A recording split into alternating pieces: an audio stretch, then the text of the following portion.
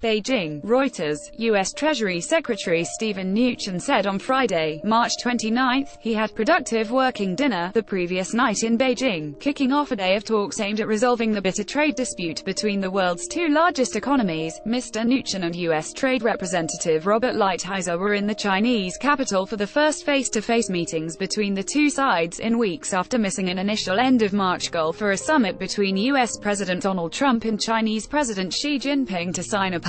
"We had a very productive working dinner last night, and we're looking forward to meeting today," Mr. Mnuchin said as he left his hotel to meet with Chinese Vice Premier Liu He, who is due to visit Washington next week to continue the talks. Mr. Mnuchin did not elaborate, and it was not immediately clear with whom he had dined on Thursday night. Mr. Trump imposed tariffs on $250 billion, $340 billion of Chinese imports last year in a move to force China to change the way it does business with the rest of the world and to pry open more of China's economy to U.S. companies. On Thursday, Chinese Premier Li Keqiang said Beijing will sharply expand market access for foreign banks and securities and insurance companies, adding to speculation that China may soon announce new rules to allow foreign financial firms to increase their presence at home. White House economic advisor Larry Kudlow said the U.S. may drop some tariffs if a trade deal is reached while keeping others in place to ensure Beijing's compliance. "We're not going to give up our leverage," he told reporters in Washington on Thursday. Mr. Mnuchin and Mr. Lighthizer greeted awaiting Mr. Liu at the Diaoyutai State Guest House just before 9 a.m. on Friday for what China's Commerce Ministry has said would be a full day of talks. Among Mr. Trump's demands are for Beijing to end